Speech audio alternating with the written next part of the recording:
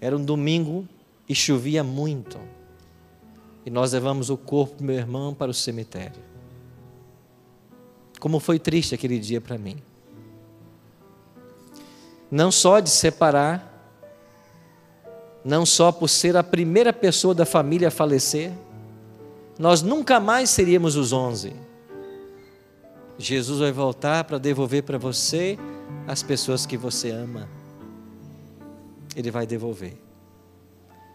Vai devolver os filhos que você perdeu, a esposa que você sepultou, o marido que você deixou lá no cemitério, o irmão que você tanto amava, a irmã que faz falta, o teu pai, tua mãe. Jesus vai devolver todos. É por isso que ele vai voltar. Olá, meus amigos e irmãos, a graça e a paz do Senhor Jesus. Para que Jesus irá voltar? No vídeo de hoje estaremos estudando a respeito sobre a volta de Jesus. Iremos ver para que ou por que Jesus irá voltar. E um dos motivos que nós sabemos é que ele voltará para recompensar cada um segundo as suas obras. E se você quer saber algum dos outros motivos por que ou para que ele irá voltar, então peço que você assista esse vídeo até o final. E se você é novo por aqui e ainda não é inscrito no canal, peço que você se inscreva no canal. E se você gosta desse tipo de conteúdo, então peço que você deixe o seu like e também compartilhe essa mensagem com mais pessoas, pois essa é uma mensagem muito importante que fala a respeito sobre a vinda do nosso Senhor e Salvador Jesus Cristo. Que Jesus te abençoe e te guarde, e fique agora com o vídeo. Vamos começar com Apocalipse 1:7. Abra sua Bíblia aí. Apocalipse capítulo 1, verso 7. Eu gosto muito desse verso. De fato, o tema central do Apocalipse é a volta de Cristo. Aqui no primeiro capítulo, no versículo 7, é dito: eis que vem com o quê? Com as nuvens. E o que vai acontecer? Todo olho verá. Até quantos o traspassaram? Até quantos o traspassaram? E por que é que aqueles que mataram a Cristo o verão voltar? É por causa da ressurreição especial de Daniel 12:2. Que ressurreição especial é esta? Bom, deixa eu mencionar rapidamente. A Bíblia fala de 3 ressurreições. Cristo falou de 2, lá em João 5, 28 e 29. Jesus chamou a ressurreição dos salvos de a ressurreição da vida e a ressurreição dos perdidos, a ressurreição do juízo. A dos salvos acontece no momento que ele voltar. A do juízo, 1000 anos depois. Agora, Daniel 12:2 fala de uma ressurreição onde surgirão salvos e perdidos. Então não pode ser a primeira nem pode ser a segunda. Tem que ser uma especial. Nós chamamos ela de especial por causa disso. Ela tem salvo e tem perdido ao mesmo tempo.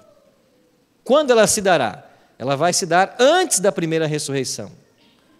E quem serão os perdidos que ressuscitarão nela? Nós temos 2 textos na Bíblia que falam sobre isso. O primeiro deles nós lemos aqui, Apocalipse 1:7.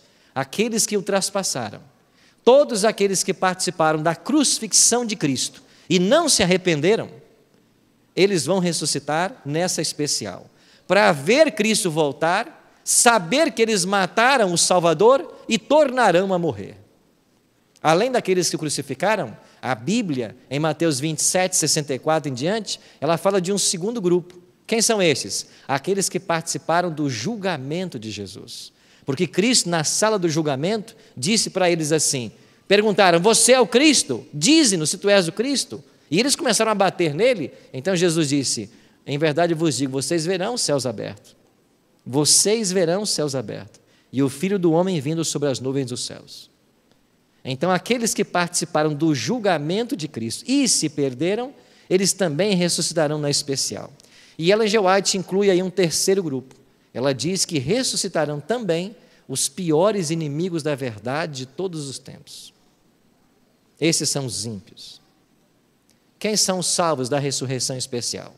A Bíblia faz silêncio, mas há um texto de Ellen G. White, onde ela diz assim, todos aqueles que morreram na fé da mensagem do terceiro anjo, eles saem dos túmulos glorificados. E ela está referindo-se à ressurreição de Daniel 12:2. Vá para o último capítulo de Apocalipse, 22. Quando começa o Apocalipse, eis que vem com as nuvens. Quando termina o Apocalipse, 22:20, aquele que dá testemunho destas coisas diz, certamente, o quê? Venho sem demora. Amém? Vem, Senhor Jesus. O Apocalipse começa falando da volta de Cristo e termina falando da volta de Cristo. Esse é o tema central. De fato, o tema central do Apocalipse é Jesus Cristo. No capítulo 1, ele é aquele que caminha entre os castiçais de ouro.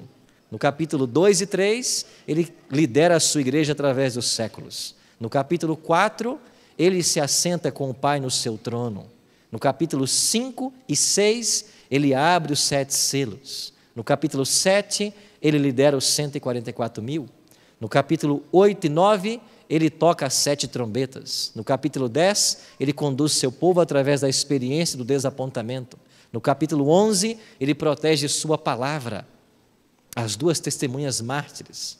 No capítulo 12, ele conduz a sua igreja no deserto. No capítulo 13, ele vence as 2 bestas. No 14, ele evangeliza o mundo. No 15 e 16, ele derrama pragas sobre os impenitentes. No 17, ele derrota a prostituta e a besta escarlate. No 18, ele derrota a Babilônia. No 19, ele volta montado no seu cavalo branco. No 20, ele prende e destrói Satanás. E no 21 e 22, ele nos devolve o jardim do Éden.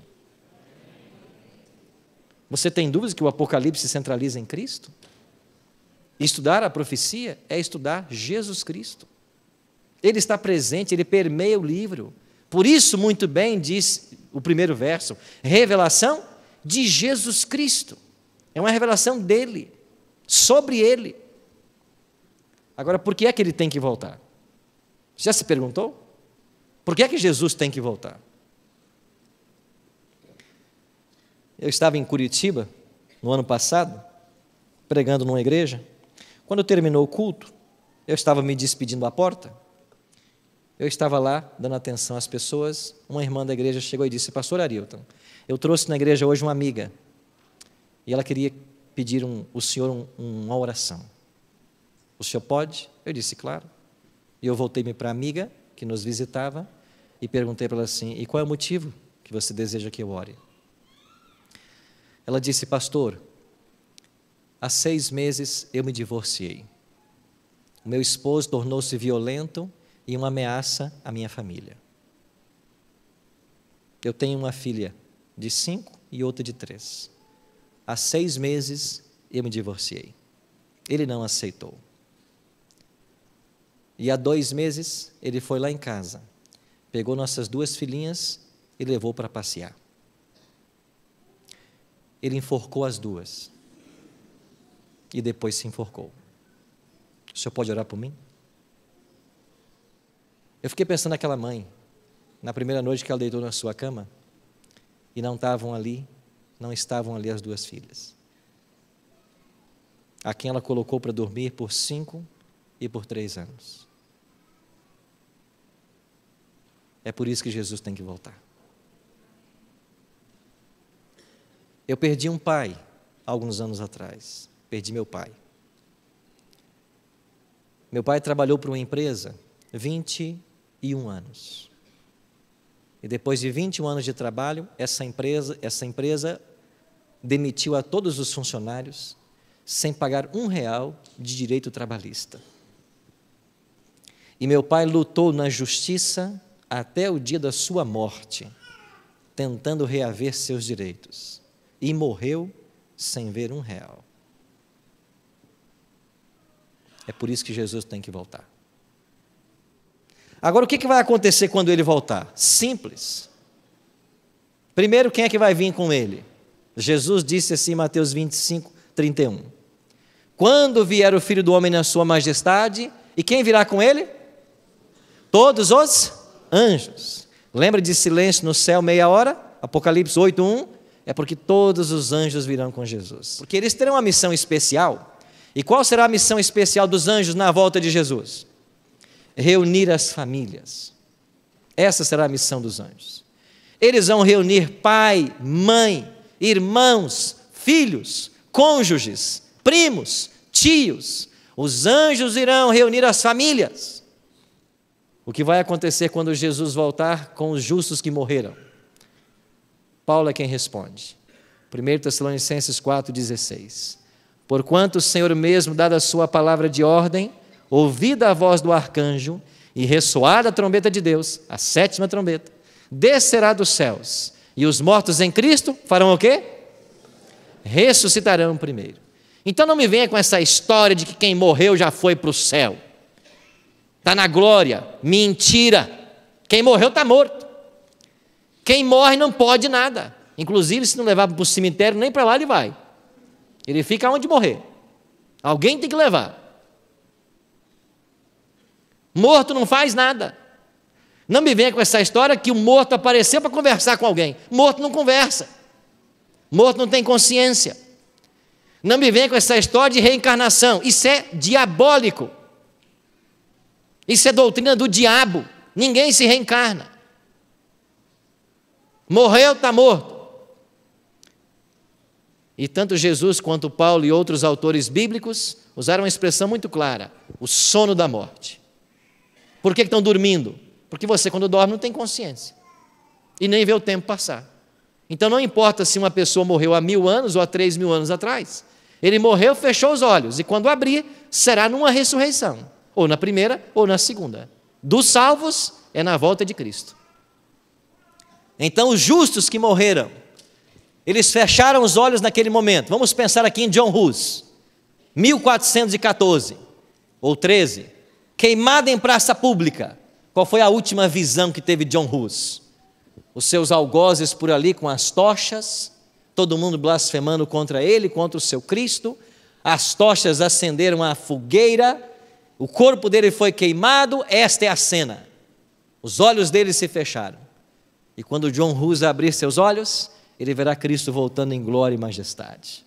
Não naquele corpo que ele possuía, agora num corpo glorificado, sem nenhum defeito, sem nenhuma doença, sem nenhum vestígio do pecado.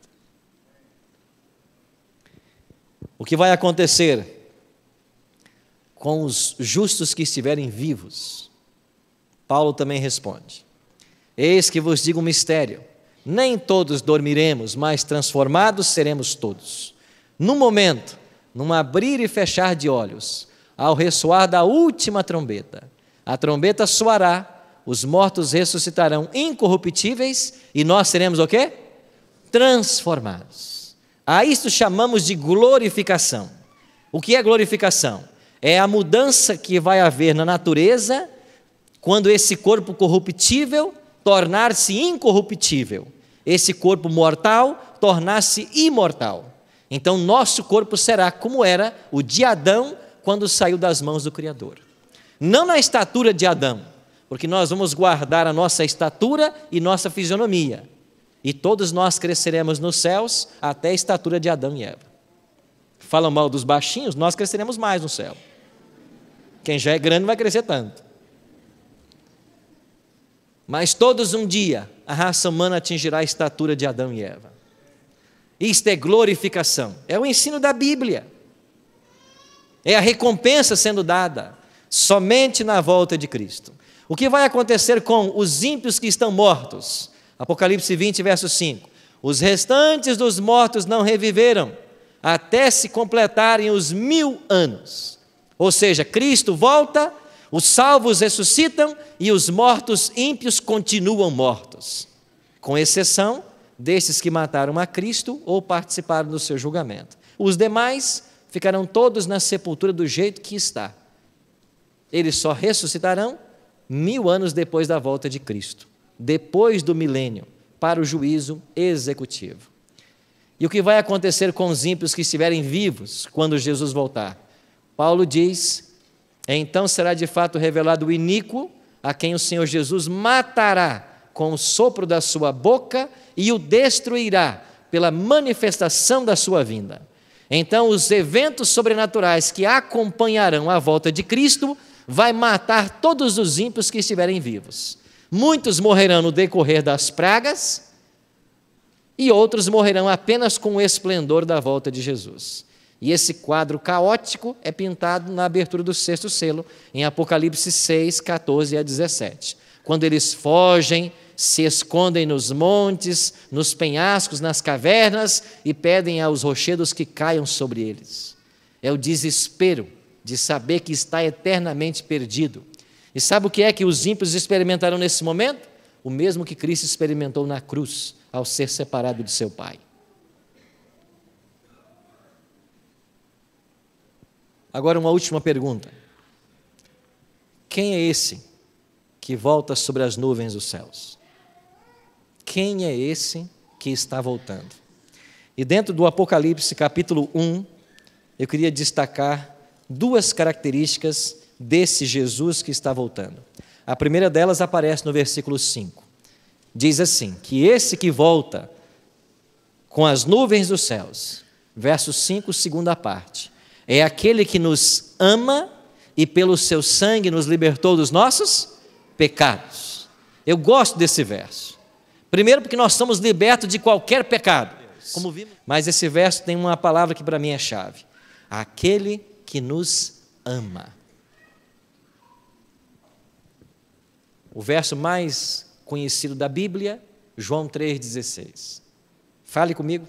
Porque Deus amou o mundo de tal maneira que deu o seu Filho unigênito para que todo aquele que nele crê não pereça, mas tenha.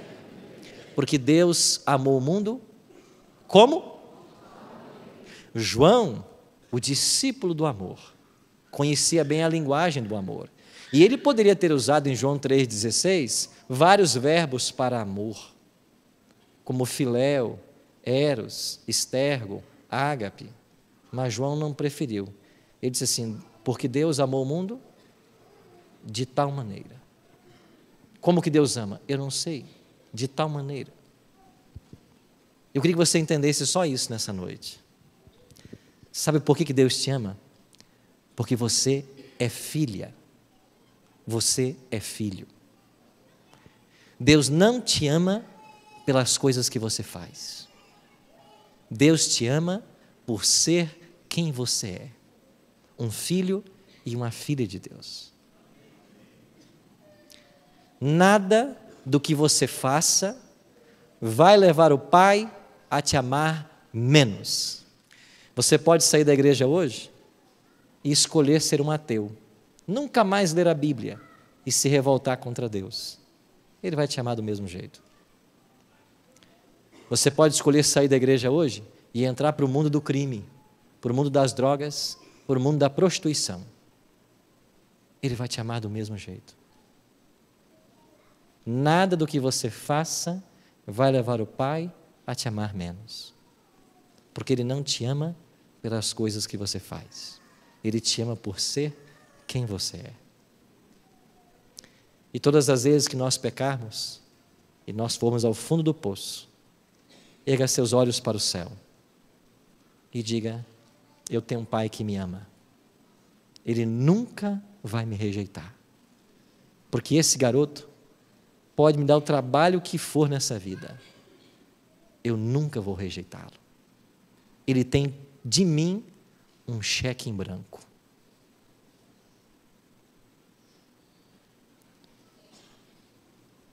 O primeiro capítulo de Apocalipse apresenta uma segunda característica sobre esse Cristo que está voltando. E ela aparece no verso 18. Aquele que vive, estive morto, mas eis que estou vivo pelos séculos dos séculos e tenho as chaves da morte e do inferno. Cristo um dia morreu, mas Ele ressuscitou.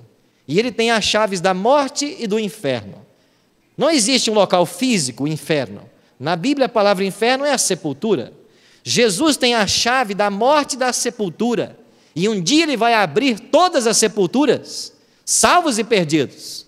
Mas para os salvos Ele vai abri-la para dar a eles a vida eterna. Então Cristo tem poder sobre a morte. Então o Evangelho apresenta a solução para todos os problemas da humanidade, inclusive a morte. Todos os problemas, o Evangelho tem saída, inclusive a morte. Cristo vai trazer de volta as pessoas que nós amamos e que um dia a morte levou.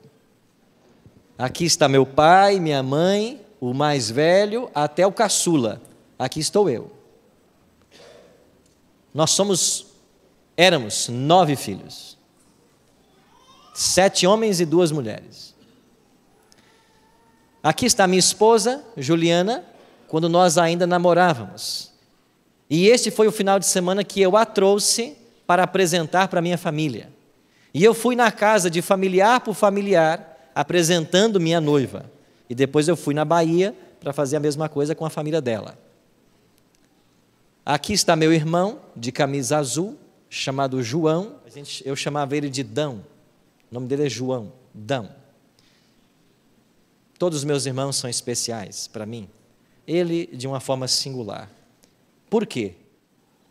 Porque esse irmão, desde cedo disse para mim: Arilton, você vai estudar. E eu, quando comecei na escola pública, uma família muito simples, eu tinha 4 livros. E a minha mãe os colocava dentro de uma sacola de arroz, de 5 quilos. Eles davam certinhos ali. E era nessa sacola de arroz que eu levava meus livros para a escola. Um dia eu cheguei em casa com a minha sacolinha de arroz, e esse meu irmão havia comprado para mim uma mochila de colocar nas costas, que tinha aquele clipe que você gira para fechar a tampa. Eu quase desmaiei. E na mesma hora eu coloquei meus livros ali dentro, e eu fiquei: mãe, que horas são? Está na hora de ir para a escola? Não, menino, vai dormir ainda. E à noite parece que não passava. E quando amanheceu, eu coloquei a mochila nas costas e fui para a escola. Agora eu me tornei o único aluno que tinha esse tipo de mochila. 7 de setembro, a minha escola ia desfilar, ele me levava.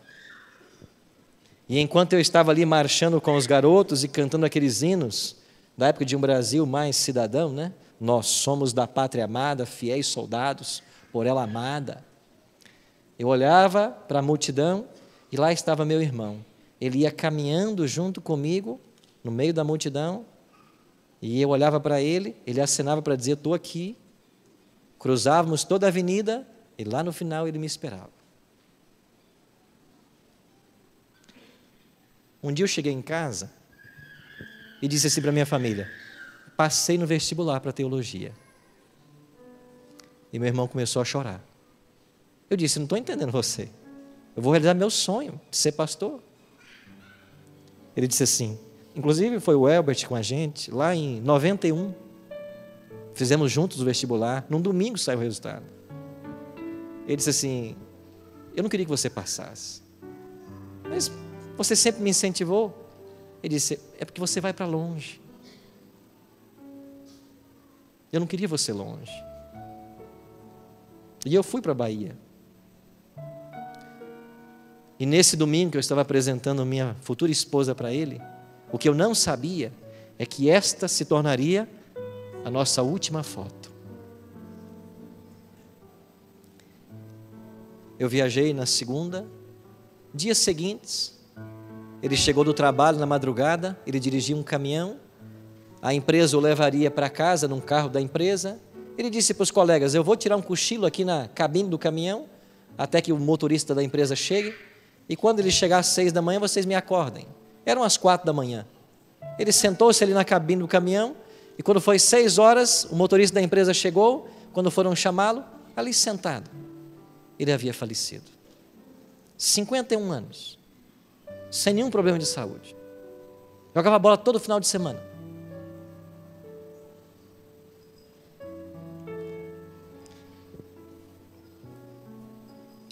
Era um domingo e chovia muito. E nós levamos o corpo do meu irmão para o cemitério. Como foi triste aquele dia para mim. Não só de separar, não só por ser a primeira pessoa da família a falecer, nós nunca mais seríamos os 11. Jesus vai voltar para devolver para você as pessoas que você ama. Ele vai devolver.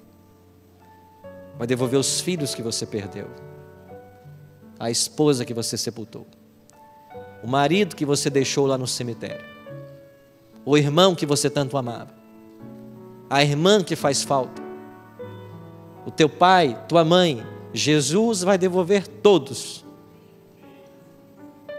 É por isso que ele vai voltar. Ele não era adventista. Estava sempre comigo na igreja, todos os acampamentos de carnaval. Mas eu alimento no meu coração uma esperança muito grande de que ele está salvo. Porque mesmo não sendo um adventista, ele sempre tinha um coração muito puro, uma pessoa muito boa. Estávamos dormindo no mesmo quarto e conversando do céu. Eu falava para ele como vai ser o céu. Ele me perguntou assim: Lilton, no céu vai ter futebol? Porque uma das paixões da vida dele era o futebol. Como uma criança inocente pergunta para a gente as coisas. Eu falei: Dão, eu não sei se no céu vai ter futebol, mas eu sei de uma coisa: tudo no céu vai te dar muito mais alegria do que te dá o futebol hoje. Porque o céu será um lugar perfeito. Eu quero reencontrá-lo. E você tem alguém que você quer reencontrar. Por que Jesus não voltou ontem? Ele não voltou ontem porque Ele está esperando você. Você acertar as coisas. Você põe em ordem a sua casa. É por isso que Ele não voltou. Ele está esperando você. Porque se Ele tivesse voltado ontem, talvez eu e você teríamos ficado de fora.